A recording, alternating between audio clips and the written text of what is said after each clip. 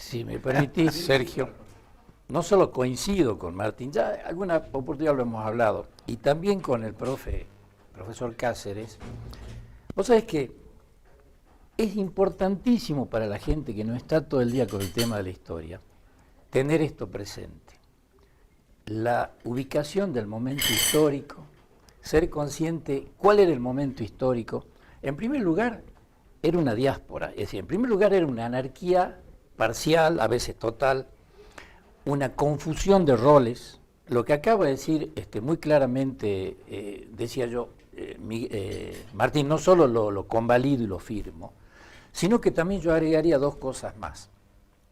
Ese momento histórico, no solo por las carencias, porque hoy nos quejamos de las carencias, no tenemos nada, pero tenemos cierta comodidad, tenemos cierto orden institucional, tenemos luz eléctrica, tenemos un montón de comodidades. Imagínate, Sergio, lo que era vivir en esa época, sin comunicaciones, porque no había, cuántos días tardaba en llegar una noticia de Buenos Aires. Digamos, así como en geología, viste, cuando los geólogos estudian las napas y la parte de la Tierra y los distintos planos de la Tierra que no coinciden, bueno, nada coincidía. Tenías personas que eran de una férrea formación y una excelente formación militar, como el caso de Güemes o San Martín, y tenías comandantes de milicias o tenías generales improvisados, como el caso de Belgrano, con la mejor buena voluntad, pero andabos a poner orden y una, ¿cómo te puedo decir?, una homogeneidad absoluta en el mando y una homogeneidad total en cada aspecto de la vida. Era imposible. La conclusión que yo saco de esto es la siguiente. Si bien era una relación tensionada por las circunstancias, no por mala voluntad de ellos, porque sabemos quiénes eran, pero fue una relación tensionada que fue a su vez raramente armónica en lo profundo. ¿Por qué? Porque cada uno ponía lo suyo.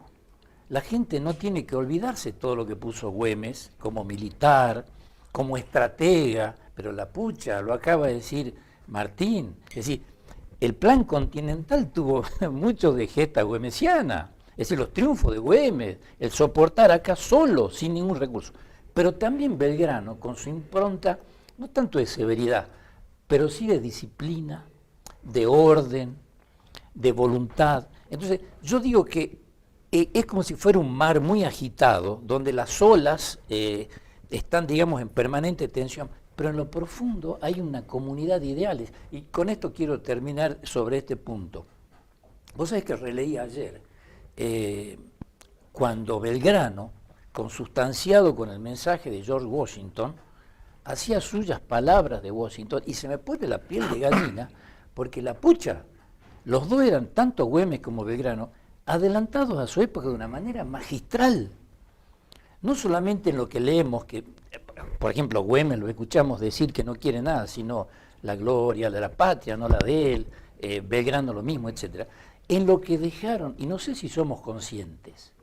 Mirá, la conclusión entonces decía es la siguiente: la impronta de ellos, el legado de ellos vive hoy, no en las grandes gestas, en las cosas grandilocuentes, en las grandes guerras. Acá no tenemos una fila de cañones disparando con otra fila de cañones.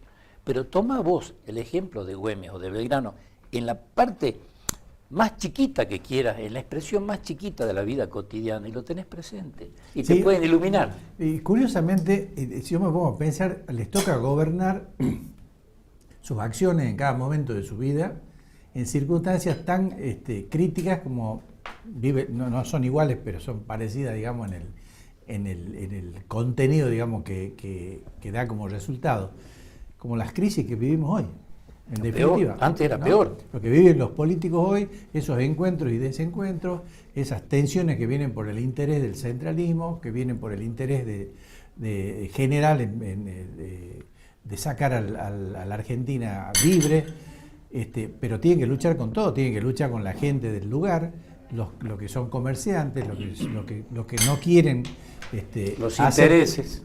Claro, la lucha de intereses, lo quieren aceptar lo que impone Güemes en su lugar o lo que imponía Belgrano en otro.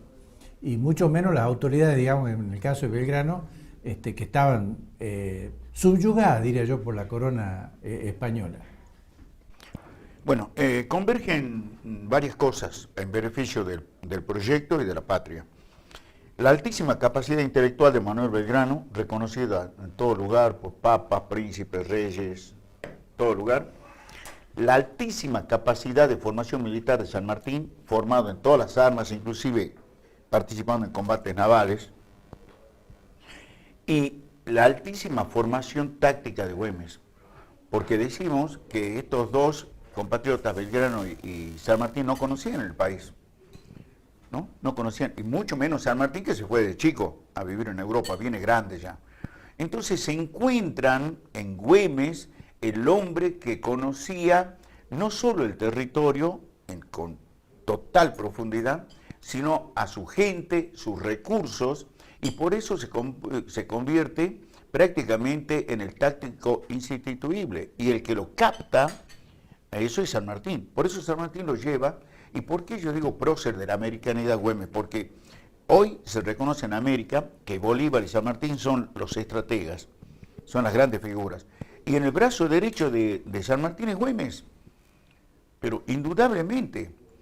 Y San Martín se da cuenta que cuando pierde el intelecto de Belgrano el año anterior, que muere en 1820, y después lo pierde a Güemes, él, analizando las causas y las consecuencias, llega a dos conclusiones. Primero, la unidad es imposible lograr en el corto tiempo. Entonces, dentro del marco estratégico estaba la operación táctica, liberar pueblos, constituir los estados y lograr la unidad que se llamaba la conformación de los Estados Unidos de América del Sur. Eran estadistas de altísima envergadura. Uno lee las cartas jamaiquinas que escribió Bolívar en 1820, uno lee lo que, digamos, la correspondencia entre nuestros próceres y en condescendencia con todos los que le colaboraron, y uno se da cuenta de la lectura, la capacidad de lectura política. Los problemas fueron tantos o más o igual y con la profundidad que tenemos hoy. Hoy, Argentina está discerniendo si va por un proyecto de liberación o de dependencia. Si va a ser Estado buscando la conformación, sumándose a la conformación de ese viejo precepto de la unidad de los... Tener los Estados Unidos en América del Sur implicaría, porque uno escucha de los políticos que dicen, tenemos que insertar al país en el mundo, tenemos que insertar a la Argentina en el mundo. La única posibilidad que tiene, no Argentina, sino el continente de estar en el mundo, es tener los Estados Unidos de América del Sur. En eso fueron grandes impulsores y estuvieron como antecedentes los Estados Unidos de América del Norte. Hoy es poder. La Unión Europea es poder. Entonces nosotros, ¿cómo nos sentamos en la mesa de la discusión del poder? Eso lo tenía claro San Martín. Por eso San Martín logra, estando ya en su vejez y en el autodestierro en Europa, es su muñeca, su espacio político el que logra que Europa reconozca el movimiento independentista. Porque saben que están tratando con un hombre que tiene una visión, una capacidad de lectura estratégica de un proyecto de poder, que está a la altura de los requisitos que tiene el mundo, porque el mundo, para comerciar y para poder tener esquema de proyección de poder, necesita sentarse con aquellos que tengan la misma capacidad de lectura. Y entonces el mundo está necesitando que América pueda sentarse, porque si no, lo único que pueden pretender es, no hay con quién hablar, y vamos y saquemos. Entonces está el proyecto extractivista. Sin el plus, Belgrano se desesperaba. Primero, antes que nada, decía, tenemos que capacitar al pueblo. ¿Quién es el verdadero padre de la educación nacional? Pero sin duda alguna, Manuel Belgrano.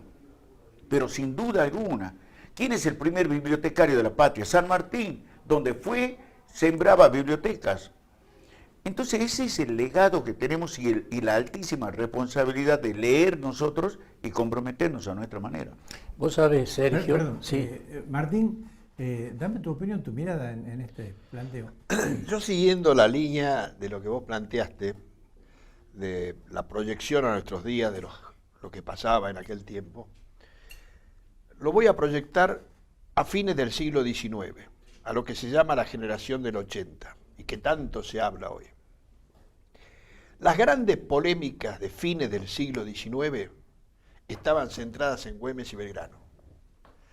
La polémica de Vélez Sarsfield, nacido en el 1800 y a la muerte de Güemes tenía 21 años, con Mitre en 1864, al año siguiente de que le degollan al Chacho Peñalosa, es por la razón de que Mitre en el libro de Belgrano, castiga a Güemes por caudillo.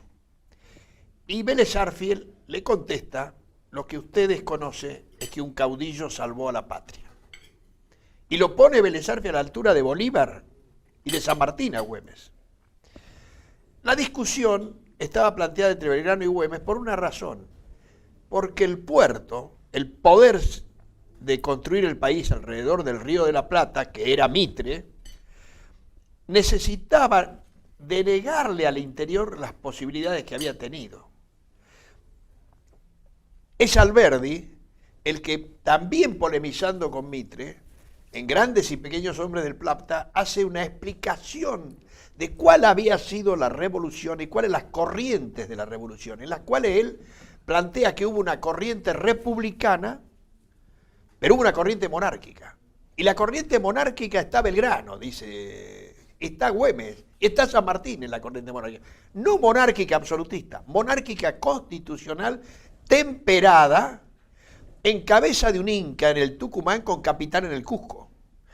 Esa planteo Mitre no le gusta, y no le gusta al puerto. Así es. La discusión posterior también sobre Güemes, entre Vicente Fidel López y Mitre, donde Mitre hace alarde de su documentación y Vicente López hace alarde de que por su casa había pasado todos los hombres de la independencia, porque su padre era nada menos que Vicente López y Planes, el otro era un inmigrante, digamos, Mitre, y necesitaba con documentos probar su presencia. El otro decía, pasó esto, y mentía también, ¿no?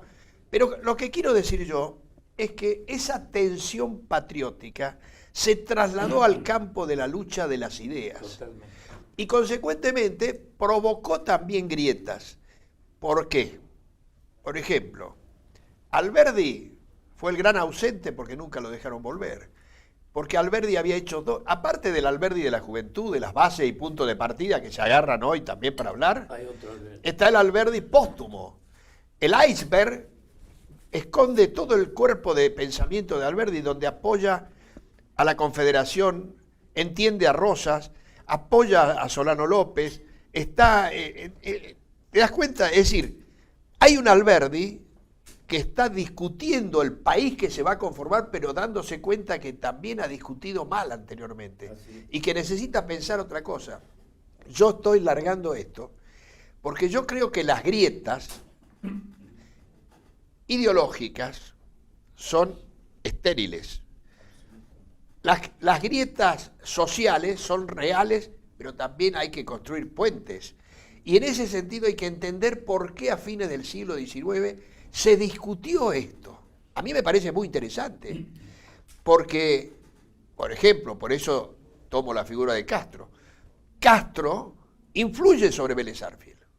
Acá Luis Oscar Colmenares escribió un trabajo muy lindo de la primera polémica entre Vélez Sarsfield y Mitre, pero no lo nombra Castro, Luis Oscar Colmenares. No sabe la influencia que ha tenido Castro. Y Castro fue un hombre de gran influencia. Él fue uno de los primeros que habló de la guerra civil, que esto no era una guerra de independencia, una guerra civil. Él planteó también una cosa tremenda, porque brevemente que tengo que ir a un corte. Bueno, lo último, Castro plantea en pleno Congreso del 24 que hay que seguir avanzar hacia el Alto Perú, y él era un hombre de tendencia centralista.